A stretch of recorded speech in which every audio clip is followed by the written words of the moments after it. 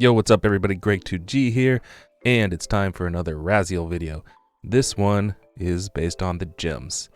So special shout out on this one to Edo X Azen from my Discord, who translated some of the stuff from the Chinese and Taiwanese players on the meta for gems. And before we dive in on this topic, let me remind you to subscribe, like or dislike the video, and ring the bell if you please. Thank you very much. I appreciate it.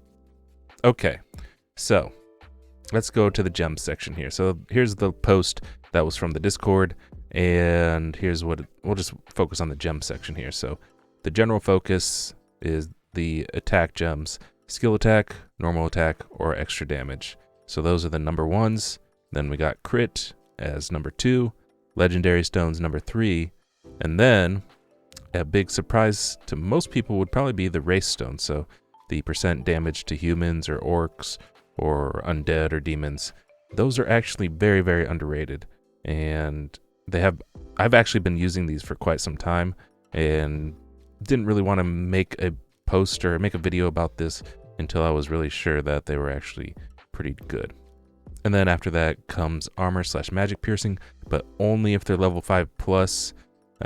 Any of those piercing gems under level 5 are pretty much useless. And then if you're also an extra damage class, you don't even have to bother using magic and armor piercing. It's kind of useless. Just use normal pierce. And then the attack gems, the normal attack gems that are just attack that affect your skill attack and normal attack, they're pretty much useless because their stats are so low. They're just really not worth using. So if you see over here, I have actually a bunch of these attack gems. So it's kind of sad that these are basically useless because it's just so low. Attack plus 101 versus, let's see, I got like normal attack plus 406 versus attack plus 101. Yeah, obviously the clear winner will be the normal attack. And yeah, they should at least double this. Maybe if they doubled this, maybe it would be worth it. But yeah, when it's this low, it's just not worth it. All right, so here are how my gems are currently set up. So it's kind of rough right now because we only have 4 gem slots on our armor. And in the future, we're going to have 5 gem slots on some pieces. And I think even further on, we'll have maybe 6 or 7. But right now, we're stuck to 4. So it's kind of hard to balance all these things. So yeah, we would like to have normal attack and crit gems and legendaries and all of the different creature or race things in one piece, but obviously that's not going to happen. So we got to kind of try to balance this things here. So I started off by, I put in my legendary and my crit gem, and then I put in 1 human and 1 creature. So you kind of have to keep count, write down somewhere, 1 human, 1 creature, so you can keep track of how many you've used here. So I usually try to go for 3 of each. For creature, I only have 2 because I feel like creatures are the least amount of enemies that we see, but I could be wrong about that. So I got 1 human here. Then I just kind of go through and see where I have, I'm trying to get 3 of each. So I got 3 humans, I got 3 undeads, I got 3 orcs, 3 demons, and 2 creatures. Is that all of them? I believe that is all of them. So yeah, just kind of go through, make sure you get 3 of all those and 2 creatures. Kind of mix in, your normal attack gems and your crit gems. It's a tough balance. I really wish I could get crit, normal attack, and 3 others. And yeah, this will be better. Hopefully in the big update that's coming on October 27th, we will be able to get those armors with more slots in them. But for now, yeah, it's kind of a rough balance. But yeah, that's kind of my little build here. I've got 5 pieces with normal attack gems in it, 3 with crit gems, and just kind of mostly filled up the rest with the race gems, as I said there. So yeah, go and fill up all your stuff. Make sure you keep track. Don't go too heavy on humans or too heavy on orcs.